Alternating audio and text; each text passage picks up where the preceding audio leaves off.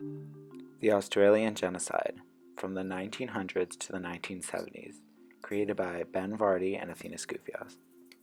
History of Australia.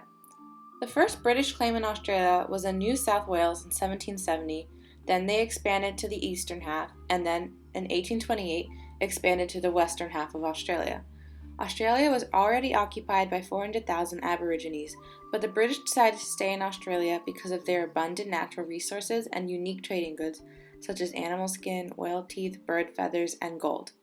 As colonial power grew in Australia, violence and racism grew between the colonials and the indigenous peoples. The racial makeup of the country included the indigenous people and the British settlers. The indigenous people, when the British first settled, refused to accept their ways of life in society, which caused friction and violence between the two. In one area of Australia, there were about 75,000 indigenous people in the area, and about 20,000 were killed deliberately by the British settlers in the 1920s. Most of the other indigenous people were killed through disease, malnutrition, drugs, and alcohol abuse. Throughout the early 1900s, the Australian public believed that Aboriginal children were at a disadvantage and at risk in their own community and would receive a better education, a more loving family, and a more civilized upbringing in adopted white families.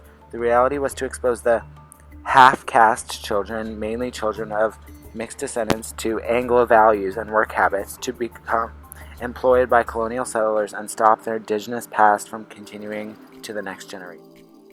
From 1900s to 1970s, the Human Rights and Equal Opportunities Commission reported that there was a forcible separation of Indigenous children from their families by colonial leaders and enforcers.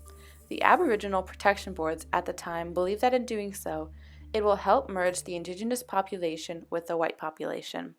The real reason, however, that the British removed the Indigenous children from their homes was because they did not want the Indigenous adults to pass on their culture or language to their children, and the settlers wanted more people to work for them. Children removed and or placed in a foster home received a lower standard of education or none at all. Some were placed in dormitories, trained as laborers and servants. Many were physically, emotionally, and sexually abused. Tens of thousands of children were hurt. 1 out of 6 girls ran away. 1 out of 11 girls became pregnant while apprenticed, and 1 out of 12 girls died. 1950s, an international moral outrage arose due to the way that countries like America and South Africa treated its black citizens.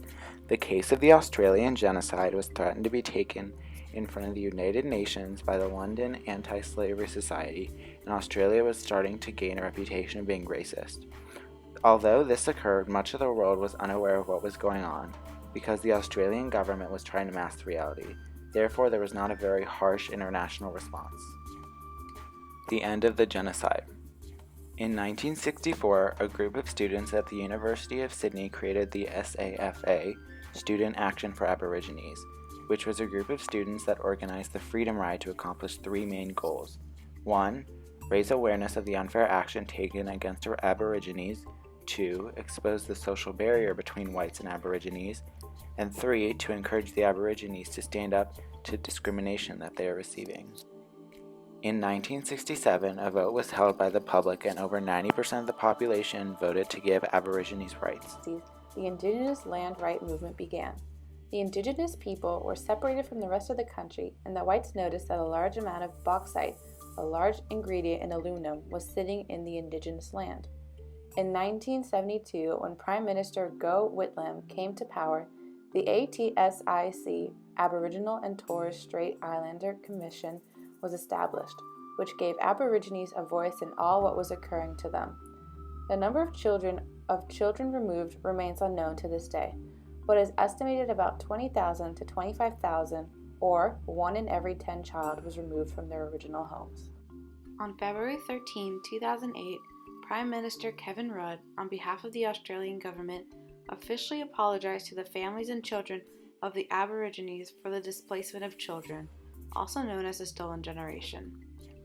While Australia has become a lot more progressive and accepting of each other's cultures, Australia still has rumors of racism and conflict between the whites and the Aborigines to modern day.